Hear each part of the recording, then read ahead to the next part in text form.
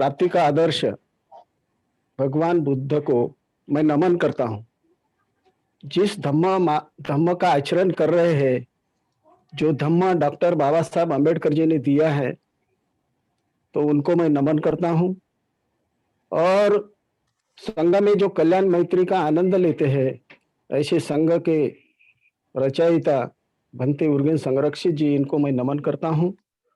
और आज की जो पूजा है, जो किशोरी लाल जी ने ली है और जस्ट सिटिंग भी लिया है, और उसके साथ साथ पुष्प गुच्छे से उन्होंने स्वागत किया है, तो इसलिए मैं बहुत उनका पुण्यानुमोदन करता हूँ, उनका अभिनंदन करता हूँ उनका।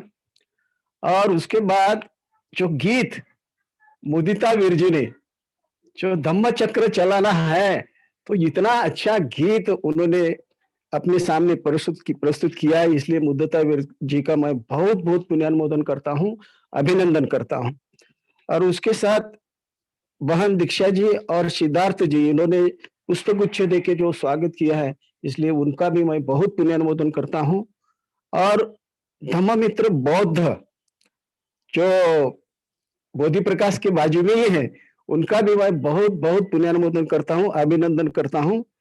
और अरविंद बौद्ध जी और उनके छोटे से उनके जो सन है, उन्होंने भी जो स्वागत किया है, इसलिए इसलिए मैं उनका भी बहुत पुण्यानुमोदन करता हूँ, अभिनंदन करता हूँ। Thank you very much. और जो बोधि प्रकाश जी जो आज का जो संचालन कर रहे हैं और होस्ट का भी काम कर रहे हैं, बहुत ही अच्छी तरह से उनकी जिम्मेदारी निभा रहे हैं, इसलिए मैं उनका बहुत बहुत पुण्यानुमोदन करता हूँ।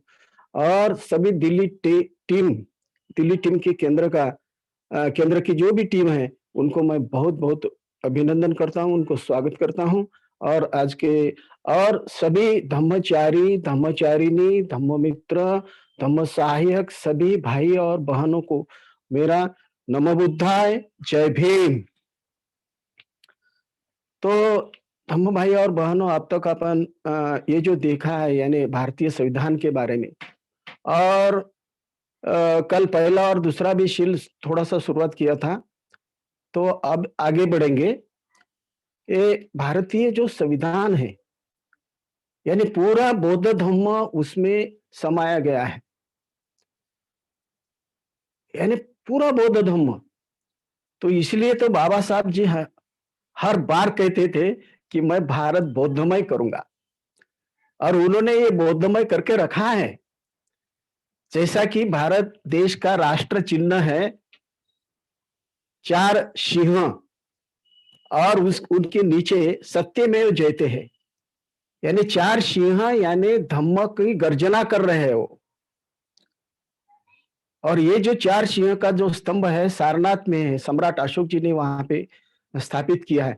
और ये जो 4 सिंह हैं, धम्म की गर्जना कर रहे हैं पूरे भारत देश में। और वो भाव क्यों कर रहे हैं? क्योंकि ये सत्य धम्म है, बौद्ध धम्म ये सत्य है, सत्य में वो जयते, इसलिए वो राष्ट्र चिन्ह स्वीकार किया है।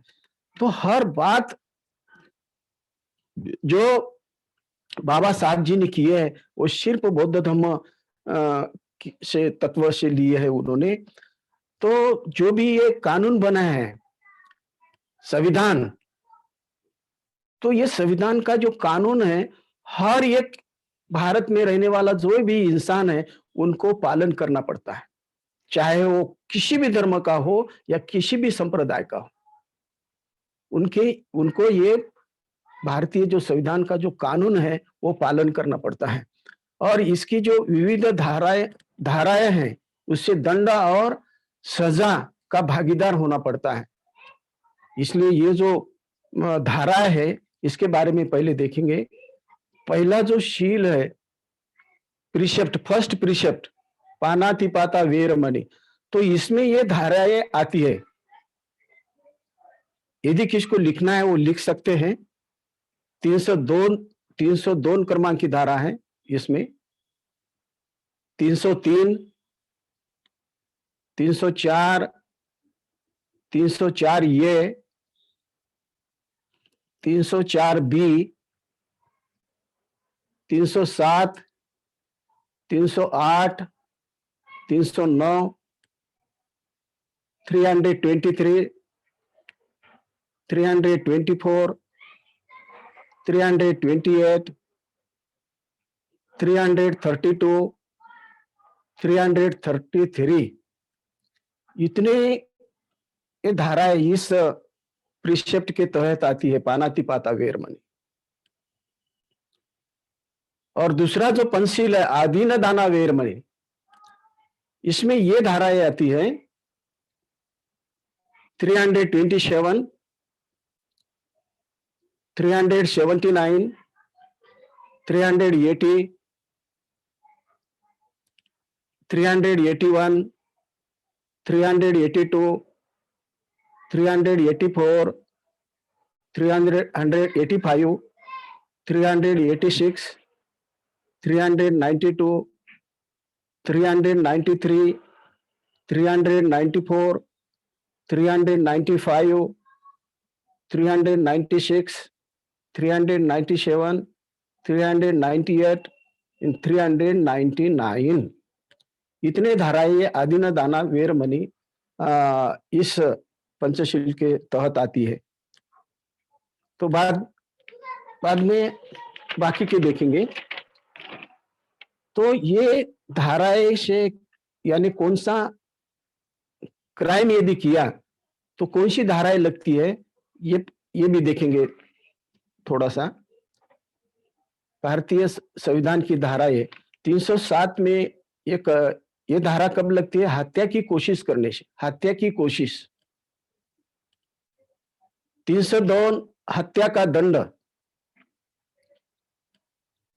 376 बलात्कार,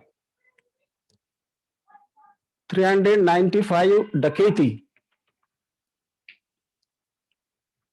377 अप्राकृतिक कृत्य,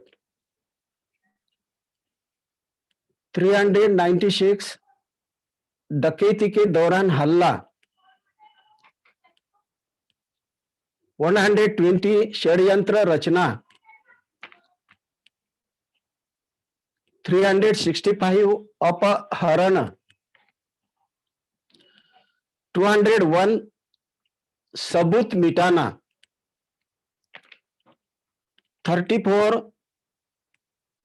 मानव जीवन को संकट पैदा करना, मानव जीवन को संकट पैदा करना, 412 छीना झपटी, 378 चोरी करना, 141 विधि विरुद्ध जमाव, 191 मिथ्या साक्ष्य देना, 300 हत्या करना, 309 आत्महत्या की कोशिश करना, 310 ठगाना यानी चीटिंग करना, 312 गर्भपात करना,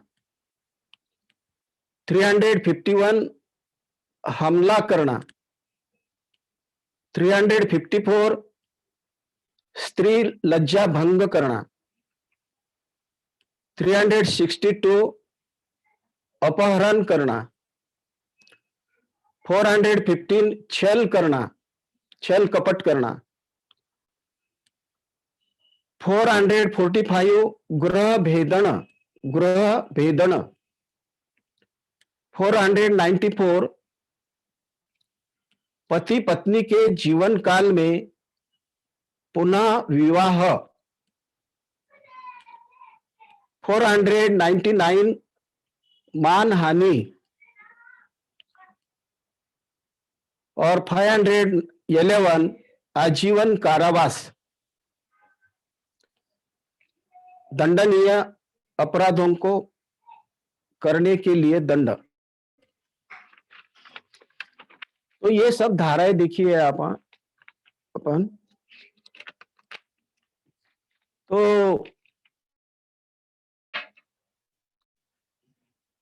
समता और समरसता, इसके बारे में थोड़ा समझ करने वाला हूं। पहले बौद्ध धर्म का तत्व ज्ञान है समता। समता के ऊपर आधारित बौद्ध धर्म है। लेकिन समरसता ये नया शब्द अपने भारत देश में प्रचलित किया है। इसके पीछे बहुत बड़ा षड्यंत्र है। कैसा है समरसता? यानी सभी धर्म समान है, ऐसा उसका अर्थ है। लेकिन सभी धर्म समान नहीं है। जैसा कि हिंदू धर्म ईश्वर पर आधारित है, क्रिश्चियन धर्म भी ईश्वर पर आधारित है, और मुस्लिम धर्म भी ईश्वर पर आधारित है। और इसीलिए हिंदू धर्म की शिक्षा है यानी विषमता। वो सभी मानव को, सभी धर्म अपने धर्म के मानव के अलावा बाकी के साथ विषमता के साथ व्यवहार करते हैं। तो इसीलिए समरसता ये जो शब्द है, यानी अपने धर्म के अलावा है, अपने को सिर्फ समता यही तत्व पालन करना है। जैसा डॉक्टर बाबा साहब आम्बेडकर जी ने कहा है, बौद्ध धर्म एक अमृत के समान है और हिंदू धर्म गटार का पानी है। और यदि गटार का पानी बौद्ध धर्म के प्रवाह में यदि आ गया तो ये भी पॉइजन हो जाएगा। तो इसीलिए अपने को सिर्फ समता इस शब्द से जुड़ना है। बौद्ध धर्म इस जगत के कोई भी मानव, कोई भी धर्म का हो, उसको मानव बोल के देखते हैं, इंसान बोल के देखते हैं और इंसान बोल के उनके साथ बर्ताव करते हैं। तो इसीलिए अपने को सिर्फ समता इस शब्द से लगे रहना है। तो कल अपन पहला जो शील देखा था और उसके बाद दूसरा भी शील थोड़ी सी शुरुआत की थी। तो आज दूसरा शील आगे देखेंगे। आदीन दाना वेरमणि, यानी न दिया हुआ लेने से अलिप्त रहने का नीति तत्व या दान। आदीन दाना इसका अर्थ है जो दिया नहीं वह लेने से अलिप्त रहना है। जो भी चीज अपन परमिशन लिए बगैर लेना नहीं। सारी चीज जो छोटी छोटी चीज भी है, समझो पेन है या बाकी और कुछ चीजें है, तो न परमिशन न लेते हुए अपन यदि इस्तेमाल किए तो चोरी हो सकती है। तो इसीलिए अपने को जो भी चीज लेना है और उस चीज पे जिसकी मालकियत है उसकी परमिशन लेना है, यह अपन ख्याल में रखना चाहिए। बौद्ध होके अपने को ये छोटी छोटी बातें मालूमात होना बहुत इंपॉर्टेंट है। नहीं तो अपन दोस्ताने में किसी की चप्पल पांव में डालते, किसी की पेन, किसी की नोटबुक वगैरह वगैरह वगैरह। तो ये सब नहीं करना है। बौद्ध होके अपना शीलाचरण बहुत ही अच्छी तरह से करना है। इसलिए न दिए हुई चीज लेना नहीं, और यदि अपन न दिए हुई चीज ली तो वो चोरी हो सकती है। और यदि न दिया हुआ लेना यानी वो हिंसा भी हो सकती है। क्योंकि क्या, जिस व्यक्ति की चीज अपन ली है और उसको उस टाइम पे वो चीज यदि नहीं मिलती तो उसकी हिंसा हो सकती है। तो इसलिए न दी हुई चीज, अदत्त चीज जो है वो लेना नहीं। यदि ली तो वो हिंसा भी हो सकती है। बोधिसत्व के दान में ऐसी अवस्था में पहुंचता है जहां दाता, दान और प्राप्तकर्ता इनमें कुछ भेद नहीं रहता। यानी इसका यदि चिंतन अपन किए कि बोधिसत्व जब दान देता है, बाबा साहब जी ने अपने को उनके जीवन का दान दिया है, धम्म का दान दिया है भगवान बुद्ध ने, बाबा साहब जी ने। और जब अपन इस धम्म का पालन करते हैं, धम्म का आचरण करते हैं, तो बाद में इतना आचरण करने के बाद इतने उच्च अवस्था को अपन पहुंच जाते हैं कि दाता, दान और प्राप्तकर्ता वो दोनों एक हो जाते हैं, कोई भी उसमें फर्क नहीं रहता है। तो इसलिए बोधिसत्व ने, भगवान बुद्ध ने जो भी अपने को दान दिया है, तो उसका तहे दिल से उसका यदि आचरण किए तो बाद में वही अवस्था अपने को भी प्राप्त हो सकती है। इसलिए वो दानदाता और दान और प्राप्तकर्ता उसमें कोई फर्क नहीं रहता है। तो इसलिए धम्म भाई और बहन, जरूरत किस बात की है? अपने को धम्म की आचरण करने की, कितना हृदय से, समर्पित भाव से धम्म की आचरण करने की जरूरत है। अदत्त दान के अनेक प्रकार है, जैसे जैसे कि इच्छा के विरुद्ध समय लेना। तो कभी कभी क्या होता है, अपन किसी को मिलने को जाते हैं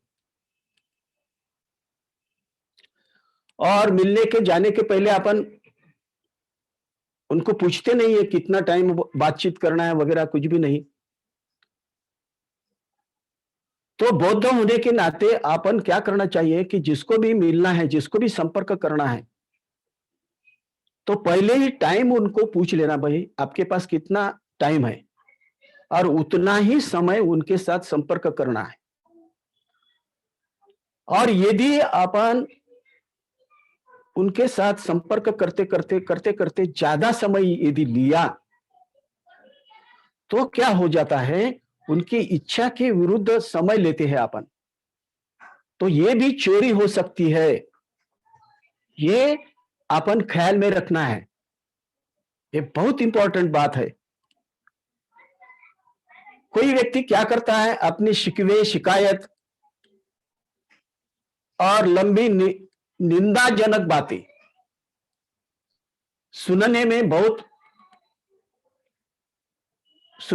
बहुत मजबूर कर देते हैं।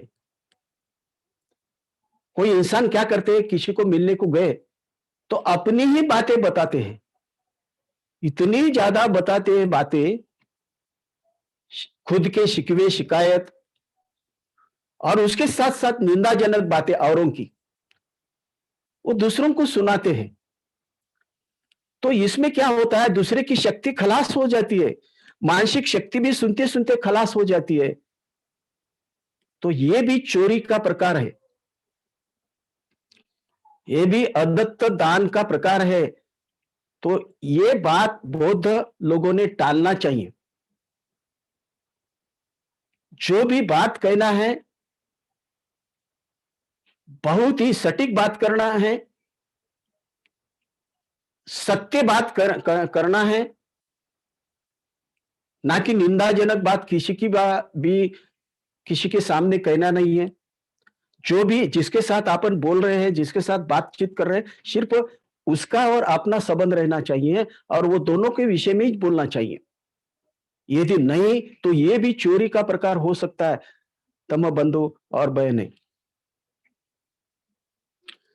जब भी कोई दान में अपने को वस्तु देता है, मुक्त हस्ते कोई दान करता है, तो उसका पुण्यानुमोदन करना चाहिए। भंते उर्गेन संरक्षित जी कहते हैं कि शुरुआत में संघ में ये पुण्यानुमोदन की भावना कम थी, लेकिन अभी बोलते हैं कि सप्ताह में कम से कम 3-4 बार तो अभी पुण्यानुमोदन की बातें बढ़ रही है। तो ये बहुत अच्छा सिग्नल है बोलती संघ के लिए। जो भी मुक्ता से दान देते हैं तो उनका अपन पुण्यानुमोदन करना चाहिए। ये बहुत अच्छी बात है, क्योंकि क्या है, उससे मैत्री का भाव बढ़ता है, मैत्री बढ़ सकती है दोनों में।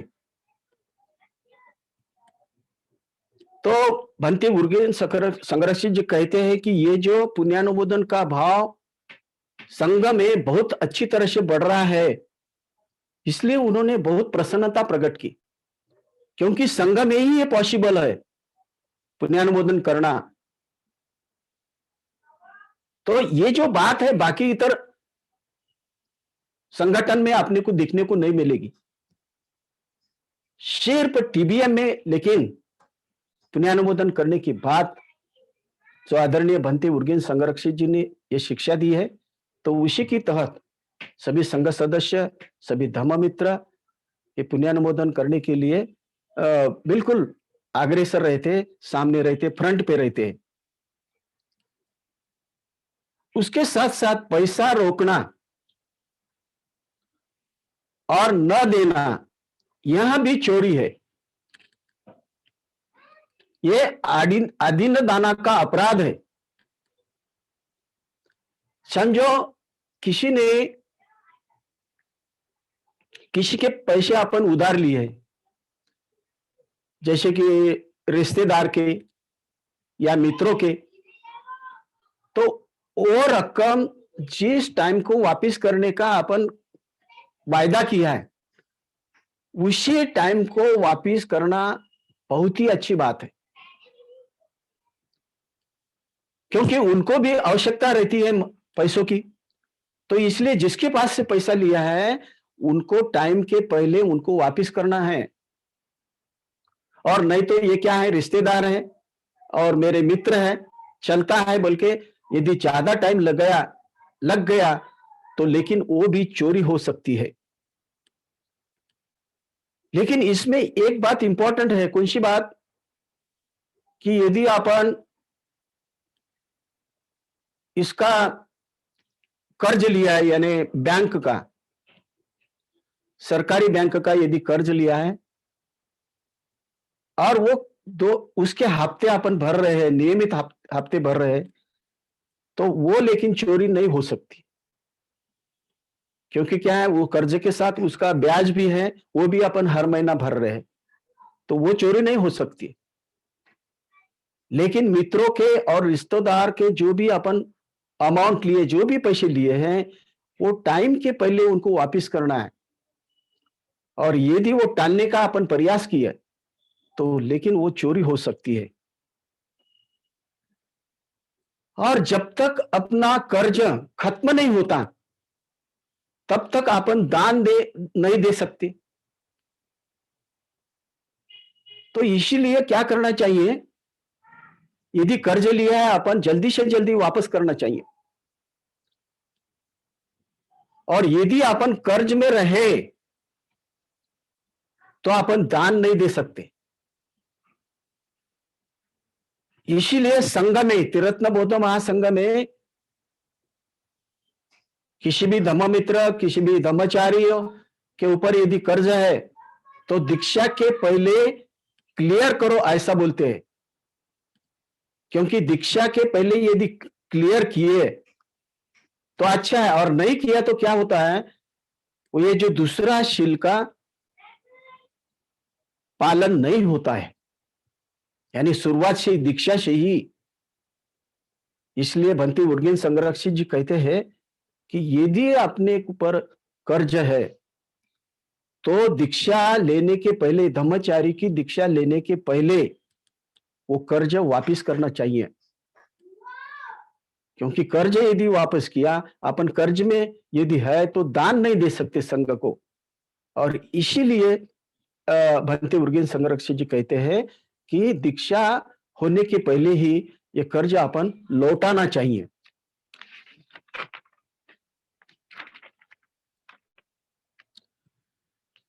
ट्राउधन नाम के एक तत्वज्ञानी हैं, वो कहते हैं संपत्ति यह चोरी है। तो ऐसा यदि कहे तो संपत्ति तो हर एक के पास है, लेकिन प्रजातंत्र का यह प्रावधान है कि आर्थिक समता होना चाहिए। सभी देश के सभी रहवासी के पास समान आर्थिक होना चाहिए, अर्थ होना चाहिए, आर्थिकता होना चाहिए। ये प्रावधान शासन व्यवस्था ने करना चाहिए, शासन ने करना चाहिए। तो फिर किसी के पास ज्यादा संपत्ति, किसी के पास कम संपत्ति होने का सवाल ही नहीं आता। लेकिन भाई और बहनों, मेरे को यानी बहुत दुख से कहना पड़ रहा है, आज ऐसी स्थिति है अपने भारत देश में कि हम दो और हमारे दो ऐसा देश चला रहे हैं और पूरी संपत्ति हम दो के पास जा रही है। तो संपत्ति का ऐसा विभाजन होना ये प्रजातंत्र के लिए बहुत ही धोखादायक बात है। तो इसलिए प्रावधान इस तत्ववेता ने कहा है संपत्ति ये चोरी है। तो संपत्ति क्या होना चाहिए, सभी के पास समान होना चाहिए, आर्थिकता समान होना चाहिए। इसलिए बाबा साहब ने ये इशारा दी है, सावधानी का इशारा दी है कि जल्दी से जल्दी आर्थिक समानता भारत देश में अप्लाई करना चाहिए। नहीं तो क्या हो जाएंगे, ये जो आर्थिकता से पिछड़े हुए जो लोग हैं, ये जो संविधान का ये जो मंदिर है उसको भी उद्ध्वस्त कर सकते हैं, ऐसा उन्होंने इशारा दिया है। तो जल्दी से जल्दी इस प्रजातंत्र में आर्थिक समानता लाने का प्रयास करना चाहिए। ये बहुत इंपॉर्टेंट बात है। तो सॉरी, पानी पीता हूं थोड़ा सा।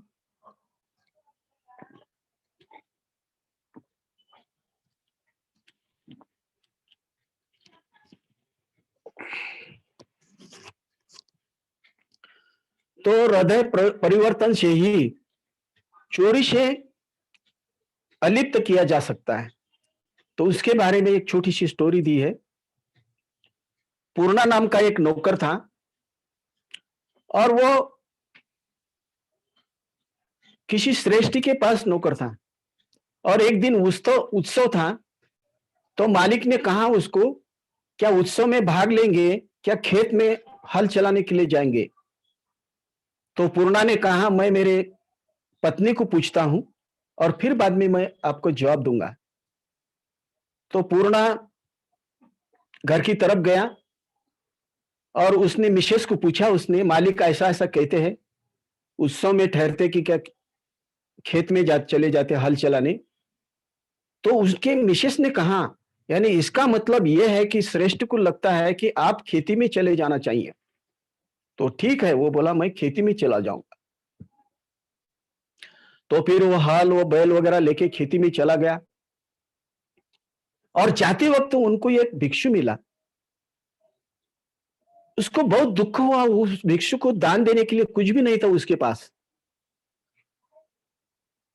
बहुत दुख हुआ उसके मन को। तो वैसा ही चला गया वो खेती में, हल जोता और हल चलाने लगा। दोपहर का समय हो गया तो उसके पत्नी ने वो जो खाना है बना के वो खेती की तरफ जा रही थी, पति का खाना उनको देने के लिए। तो रास्ते में वही भिक्षु मिला उनको। तो वो भिक्षु को उन्होंने पूरा वो खाना दान में दे दिया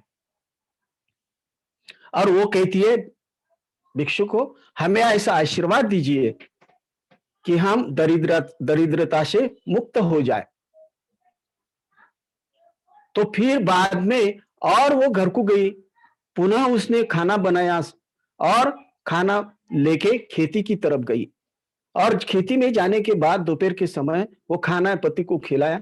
थोड़ा समय हो गया था तो उसने बोली, मुझे माफ करो, क्योंकि क्या है, मैं आते वक्त पहले खाना लेके आते वक्त एक भिक्षु मिला और उसको ही मैंने पूरा दान दे दिया है, तो इसलिए घर में जाके पुनः खाना बनाया और थोड़ी सी लेट हो गई।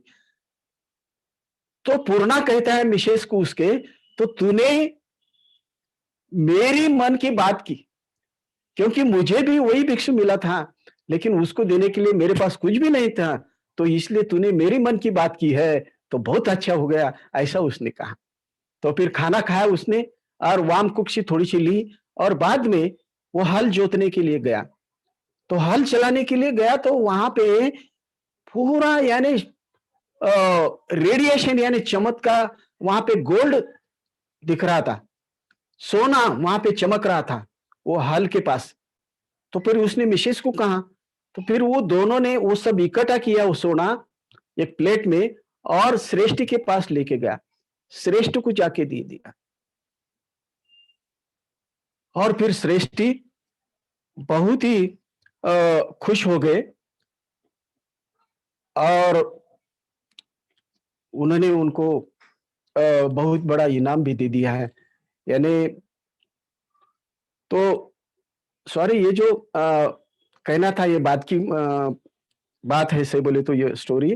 तो ये इसके पहले ये दूसरी शील में कात्यायनी नाम की उपासिका है, काल काली उपासिका।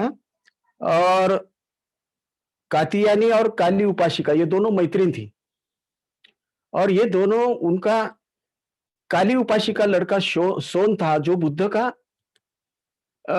का एक शिष्य था।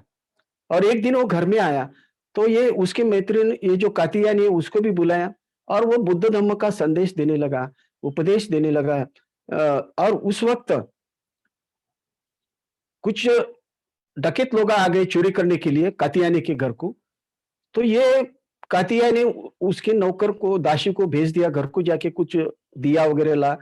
तो वो जब गई, तो वहां पे वो अ, डकैती कर रहे थे, तो उसके पीछे पीछे वो वापिस आ गई मालकिन को बोलने के लिए। तो वो डकैत का प्रमुख जो था डाकुओं का, वो भी उसके पीछे पीछे आ गया। लेकिन वहां आने के बाद उसने मालकिन को बोलने लगी, तो मालकिन क्या बोलती है कात्यायनी, कि तू बोल मत, ठहर, बोली मुझे प्रवचन सुनना है, क्योंकि ये प्रवचन सबसे अच्छा है मेरे जीवन के लिए। और वो जो चोरी कर रहे हैं ना, करने दो उसको, कोई बात नहीं है, क्योंकि मेरा ये जो प्रवचन है, ये जो सुनना है, उसमें बाधाएं मत ला, ये सबसे उत्तम बात है, सबसे श्रेष्ठ बात है। वो डकैत के नेता ने सुनने के बाद उसको लगा ये तो बहुत बड़ी बात है। तो जल्दी से जल्दी वो गया, बाकी सब साथियों को बोला कि तुम, यानी ये जो चोरी का सामान लूटा है, वो वहां के वहां रख दो, और जल्दी से मेरे पीछे आओ। वो भी, वो सब लोग वहां पर आ गए। और वो प्रवचन प्रवचन खत्म होने के बाद वो डकैत ने कात्यायनी को माफी मांगी। वो बोली, भाई क्यों भाई माफी मांग रहे? तो वो बोला कि तुम्हारा ये जो शब्द सुनकर हमारा हृदय परिवर्तन हो गया है। ये जो धम्म संदेश है, ये कितना लुभावना है, कितना श्रेष्ठ है, कितना मैग्नेटिक है। तो हम क्या हो गए, आकर्षित हो गए। तो हमें क्या कीजिए, माफ कीजिए। वो बोली ठीक है, माफ किया। तो बाद में वो बोलता है हमें दीक्षा दीजिए। फिर सोन के हस्ते उनको दीक्षा दे दिया। तो ये बात ऐसी है कि चोरी करने को, अलिप्त रहने के लिए, चोरी से अ, विरत रहने के लिए, ये हृदय परिवर्तन से भी चोरी से विरत रह सकती है। इसलिए ये स्टोरी यहाँ पर दी है। तो अपन तीसरे शील की तरफ बढ़ेंगे। तीसरा शील है लैंगिक दुराचार से विरत रहना या संतुष्टि। बौद्ध धर्म के विश्व विज्ञान में, विश्व में विश्व का 3 भागों में विभाजन किया हुआ है। कौन से 3 है? कामलोक, रूपलोक और अरूपलोक। तो ये जो 3 विभाजन है, ये बौद्ध धर्म के विश्व के विज्ञान के तहत है। कामलोक यानी सामान्य लोग हैं, जो आसक्ति के तहत जीवन जीते हैं। रूपलोक यानी विकसनशील है, और अरूपलोक यानी विकसित है, जो उच्चतम अवस्था में पहुंचे हुए हैं। ऐसे ये 3 भाग में विभाजन किया है बौद्ध विज्ञान में, बुद्ध के विश्व विज्ञान में। और जब अपन ध्यान साधना करते हैं, तब नर और मादा, ये विभाजन सिर्फ कामलोक में होता है। और जब गहरी ध्यान साधना में अपन चले जाते हैं, तब लेकिन ये लैंगिकता के विचार अपने मन में नहीं आते हैं, उससे अपन परास्त रहते हैं। तो इसीलिए क्या कहते हैं, ते झाइनो साततिका नीचदळ परका फुसंती दुरा निबान योगक्षम अनुतरो। जो निरंतर ध्यान साधना करते हैं, गहराई से ध्यान साधना करते हैं, वो बहुत पराक्रमी होते हैं, और वही बुद्धत्व प्राप्त कर सकते हैं। क्योंकि क्या है, ये जो विचार के विचार से परास्त रहते हैं, और वो उच्चतम अवस्था की ओर बढ़ते हैं। ध्यान की अवस्था में व्यक्ति लैंगिक भेद के ऊपर उठता है, क्योंकि उच्चतम अवस्था का वो अनुभव करते हैं।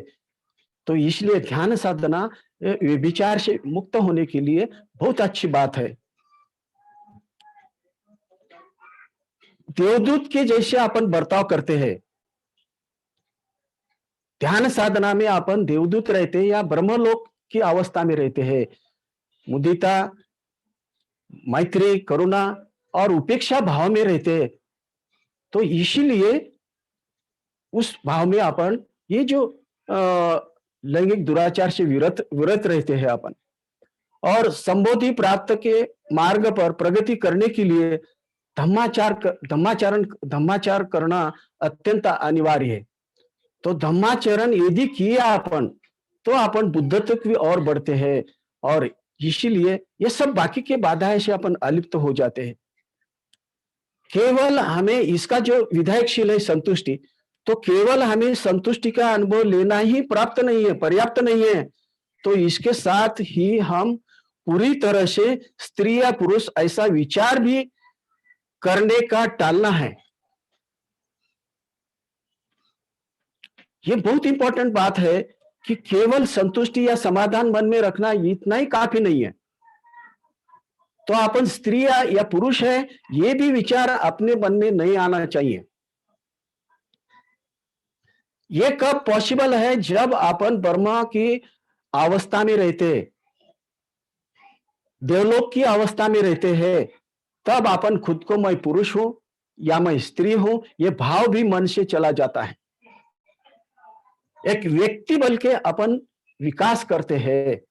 तो और इसीलिए गहराई से ध्यान साधना की ओर बढ़ना, तो इसीलिए ये तीसरा जो शील है, इसे अपन विरत रह सकते हैं, आलिप्त रह सकते हैं।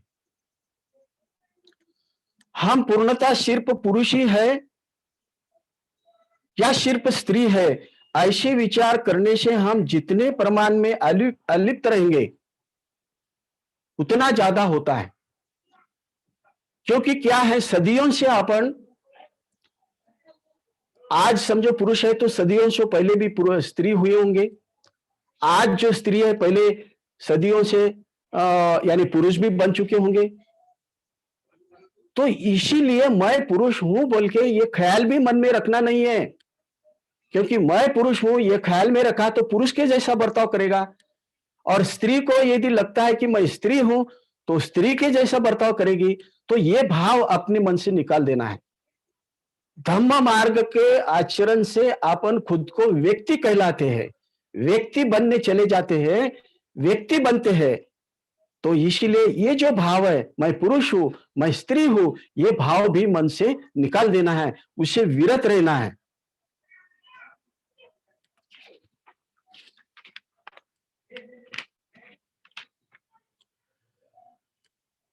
ये जो व्यभिचार से विरत रहना है, ये जो 22 प्रतिज्ञा में 15वें क्रमांक की प्रतिज्ञा है।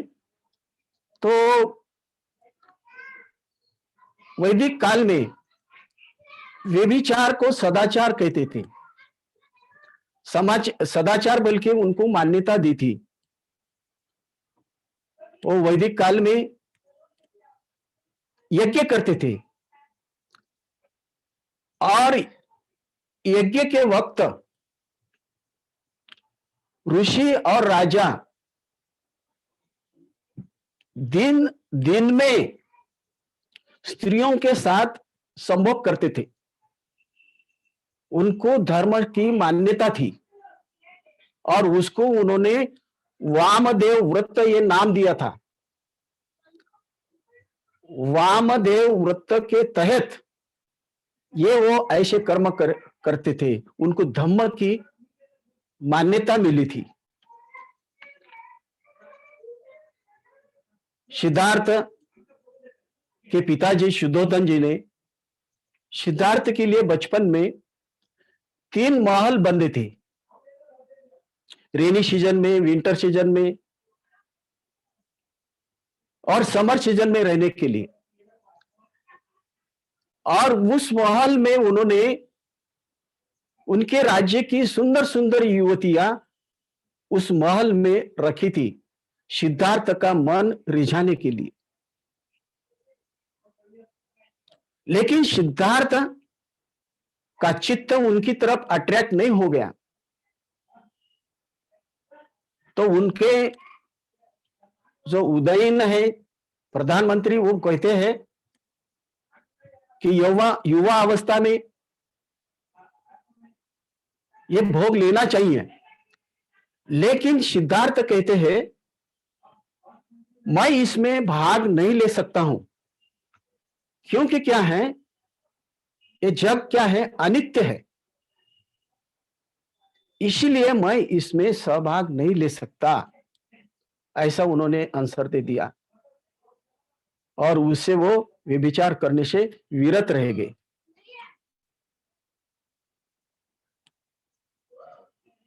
भगवान बुद्ध ने बुद्धत्व प्राप्ति के बाद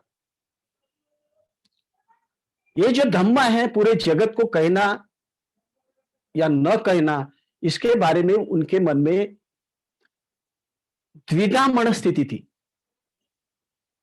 क्योंकि इस जगत के लोग काम वासना में बहुत घुल मिल गए हैं और मेरा यह धम्म कैसा है, पवित्र है, और ये पवित्र धम्म उनके समझ में आएगा या नहीं आएगा, इसके बारे में उनके मन में भाव पैदा हो गया था, द्विधा मनस्थिति प्राप्त हो गई थी। क्योंकि उस वैदिक काल में ये ऐसी स्थिति चल रही थी, यज्ञ करते थे, उनमें बलि देते थे, नर बलि देते थे और बहुत सारी बातें रहती थी, और इसलिए उनके मन में ये भाव आया था। लेकिन बाद में वो कमल कुंज की तरफ देखने के बाद उनको ऐसा लगा इस दुनिया में ऐसे भी मानव है, कुछ सामान्य मानव है, कुछ थोड़ी बहुत प्रगति कर रहे हैं और कुछ अच्छी अवस्था में है। तो मैं जो सुन सकते हैं, जो ग्रहण कर सकते हैं, जो थोड़े लोग हैं वो तो ग्रहण कर सकेंगे, और उनको तो मैंने धम्म कहना चाहिए। और इसीलिए भगवान बुद्ध ने वो धम्म ऐलान कर दिया, सबको बता दिया, सबके लिए खुला कर दिया। एक बार आनंद भिक्षाटन के लिए गए और भिक्षाटन करने के बाद उन्होंने वो भिक्षा ग्रहण की और उनको प्यास लगी थी। वो प्यास लगने के बाद रास्ते से आते वक्त वो कुएं पर एक युवती पानी भर रही थी या कपड़े धोती होंगी, तो उन्होंने उसको रिक्वेस्ट किया, आनंद ने, मुझे पानी दीजिए। तो उस लड़की का नाम प्रकृति था, तो उसने कहा मैं पानी नहीं दे सकती क्योंकि मैं चांडालिका हूं। तो आनंद ने कहा मुझे पानी से संबंध है, सिर्फ पानी चाहिए, तुम्हारे जात से मेरा संबंध नहीं है। तो फिर प्रकृति ने उनको पानी दिया, उन्होंने पानी प्राशन कर लिया। लेकिन प्रकृति आनंद की तरफ अट्रैक्ट हो गई, मोहित हो गई, और प्रकृति को लगा कि मैं शादी करूंगा तो सिर्फ आनंद के साथ। तो फिर वो घर को गई, उसके माताजी को कहा उसने कि मुझे भिक्षु आनंद के साथ शादी करना है। तो उसके माताजी ने कहा वो तुम्हारी शादी उनके साथ कैसे हो सकेंगे, वो तो भिक्षु है, उनके साथ शादी नहीं हो सकती। लेकिन वो बोलती मुझे शादी उनके साथ ही करना है। तो उन्होंने कहा माताजी को तुम बुलाओ उसको घर में, पर यदि नहीं मानते तो मैजिक करेंगे, यानी चेटुक कहते हैं वो करेंगे। तो ठीक है, वो उनको बुलाने के बाद आ गए आनंद। तो उसके माताजी ने उसको वो चेटुक प्रयोग किया, यानी मैजिक किया, काली जादू किया, लेकिन उसका प्रभाव आनंद के ऊपर कुछ भी नहीं हो गया। और फिर वो आनंद वापिस गया। वापिस जाने के बाद भगवान बुद्ध को उन्हें पूरी ये बात बताई प्रकृति के बारे में। वहां पर भी प्रकृति आ गई जेतवन में,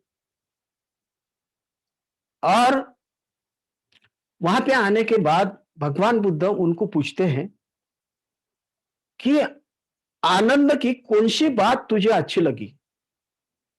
तो प्रकृति ने कहा आनंद की जो चेहरा है वो मुझे बहुत अच्छा लगता है, उनकी आंख जो है वो मुझे बहुत अच्छी लगती है, उनका चला मुझे बहुत अच्छा लगता है, उनका नाक जो है वो बहुत अच्छा लगता है, उनका कान जो है वो मुझे बहुत अच्छा लगता है। तो भगवान बुद्ध उसको कहते हैं, तो ये सब बातें, ये सब इंद्रिय क्या है कि मैल के आगार है। कान मल का आगार है, नाक भी मैल का आगार है, आंख भी आंसू का आगार है।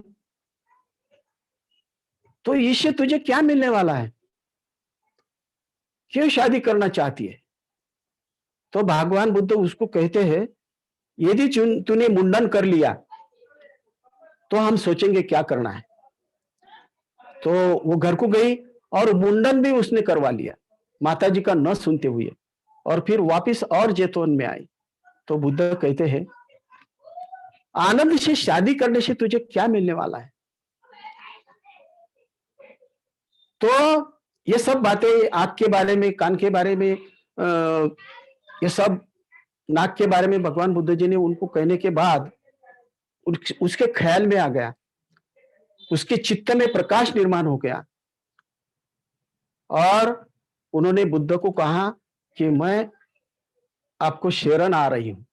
और भगवान बुद्ध ने उनको कहा कि तू यदि बौद्ध धर्म की दीक्षा यदि लेती है तो राजा और रानी भी थे तुझे सलाम करेंगी, वो तेरा सम्मान करेंगी। तो इसलिए बाद में वो प्रकृति ने बौद्ध धर्म की दीक्षा ली और संघ में वो दाखिल हो गई। यानी भगवान बुद्ध ने क्या किया, उसको व्यभिचार से विरत किया, व्यभिचार से प्रकृति को अलिप्त किया। संघ में जो भी भिक्षु है, भिक्षुनी है, ये लोगों के आदर्श थे। तो ये आदर्श कायम निरंतर रखने के लिए वो भिक्षु और भिक्षुनी कटिबद्ध रहते थे। तो एक ऐसा ही उदाहरण है शुभा भिक्षुनी का। शुभा भिक्षुनी शाम के समय ये जीवक के अम्रवन की तरफ जा रही थी। तो रास्ते में एक तरुण उसके रास्ते में खड़ा हो गया। उसके चित्त में काम विकार उत्पन्न हो गया था, और वो रास्ते में खड़ा होने के बाद उसको जाने नहीं दे रहा था। शुभा भिक्षुनी ने उसको कहा, क्या बात है, क्यों रास्ते में ये रोड़ा ला रहे हैं? तो वो बोलता है कि मैं तेरे बगैर रह नहीं सकता, तेरे बगैर मैं जीवित भी नहीं रह सकता, और मेरे मन में काम विकार उत्पन्न हो गया है। वो बोलती है, तुझे क्या बात अच्छी लगती है? तो वो तरुण ने बोला, मुझे तेरी आंख बहुत अच्छी लगती है। तो इतनी सी बात है। तो शुभा ने क्या किया, झट से वो आंख को उंगली से निकाल दी और उसके हाथ पे दे दिया। तो फिर बाद में लेकिन वो डगमगा गया और उसको शरण आ गया, वो उसने माफी मांगी। तो शुभा भिक्षुनी ने उस तरुण को व्यभिचार से विरत कर दिया। ऐसे संघ के भिक्षु और भिक्षुनी संघ को लांछन लगना नहीं चाहिए, इसके लिए खुद की जान भी देने के लिए तैयार रहते थे। ये शुभा भिक्षुनी के इस उदाहरण से अपने को पता चलता है।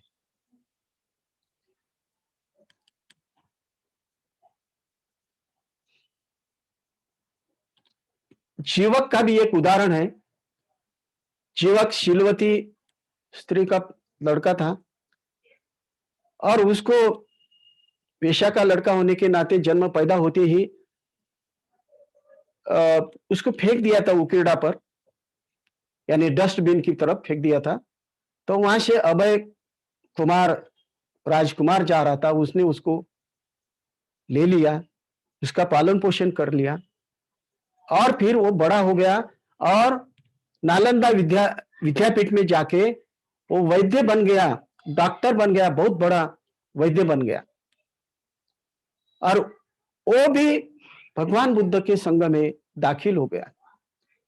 भगवान बुद्ध ने उसको दीक्षा दी, तो जीवक जो अमंगल था और उसको भी उन्होंने सुमंगल बना दिया।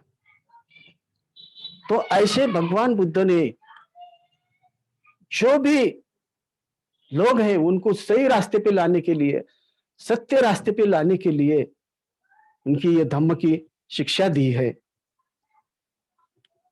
राजा प्रसेनजीत को भी दीक्षा दिया उन्होंने बौद्ध धर्म की, और इस दीक्षा के वक्त उन्होंने धम्म देशना दी राजा प्रसेनजीत को। उन्होंने कहा, काम वासना के भर्ती में सबको धोखा है, सब जग उस भर्ती में बह जाता है। तो काम वासना ये बहुत बुरी बात है। तो काम वासना का भाव मन में जब पैदा होता है, तब सबसे पहले बात करना चाहिए, स्मृति का विकास करना चाहिए, जागृति का विकास करना है। और जागृति यदि मन में अपन बढ़ाई तो लेकिन ये काम वासना से अपन अलिप्त रह सकते हैं। इसीलिए ध्यान साधना सफलता में करना है, और यदि नहीं किया तो ये काम वासना के इसमें अपन बह जा सकते हैं। इसलिए भगवान बुद्ध ने देशना दी है कि जागृति का विकास करना है, स्मृति का विकास करना है। 15 अक्टूबर 1956 को 1956 को जब धम्म चक्र प्रवर्तन किया बोधिसत्व डॉक्टर बाबा साहब आम्बेडकर जी ने, तो जब उन्होंने कहा है मनुष्य मात्र को इज्जत प्यारी है, तो सबसे बड़ी बात अपनी इज्जत है। तो इज्जत को संभालना है, उसको सुरक्षित रखना है। उन्होंने मुंबई में रहने वाले कुछ महिलाओं का भी उदाहरण दिया है। वो होटल में जाते हैं, वहां पाव वगैरह बाकी वस्तुएं मांगते हैं और हंसी खुशहाली से जीवन जीते हैं, लेकिन हमारे समाज की महिला लेकिन इज्जत को सबसे ज्यादा सम्मान देते हैं।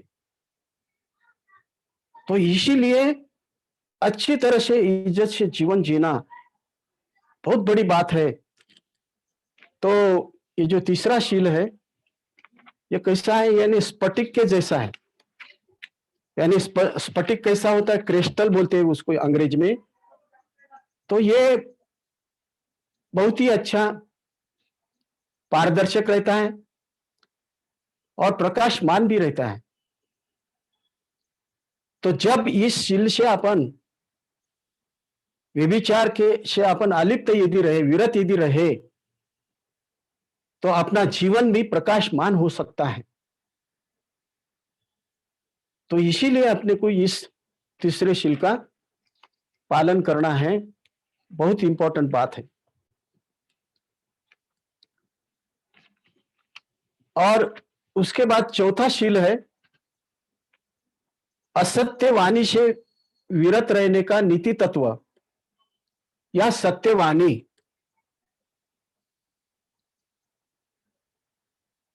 तो वाणी ये बहुत इंपॉर्टेंट है मानव के जीवन में। वाणी कैसे, तो सब प्राणियों से अपने को अलग करती है, क्योंकि वाणी ये बहुत अच्छा वरदान सभी मानव को मिला है। तो वाणी का अच्छी तरह से इस्तेमाल करना ये बहुत इंपॉर्टेंट रहता है। भगवान बुद्ध की वाणी कैसी थी, सत्यवाणी थी। और उस सत्यवाणी से हर व्यक्ति, जो भी कोई उनके सामने आता था, और वो क्या होता था, वो प्रभावित होता था, वो धम्म को शरण जाता था, बुद्ध धम्म और संघ को शरण जाता था। इसलिए वाणी ये बहुत बहुत इंपॉर्टेंट बात है। और ये वाणी इंपॉर्टेंट क्यों है, क्योंकि शरीर और मन इसके बीच में होती है। ये अपना हृदय और चित्त इसके बीच में वाणी होती है। इसलिए वाणी बहुत अच्छी तरह से अपन इस्तेमाल करना चाहिए।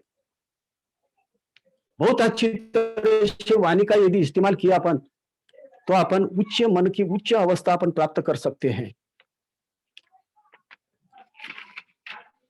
तो थोड़ा सा टाइम है, बोधि प्रकाश जी। Yes hello. ले सकते हैं, टाइम ले सकते हैं। ठीक है, थैंक यू। तो एक धम्मपद में गाथा है, कोनो हसु किमानंदो नीच पदलिते पज्जलिते सती अंधकारेण ओडंदा प्रदीप न गवे सत। तो भगवान बुद्ध कहते हैं, आपको कैसा आनंद और कैसी हंसी आ रही है। ये पूरा जग रागाग्नि, मोहाग्नि और द्वेषाग्नि से जल रहा है।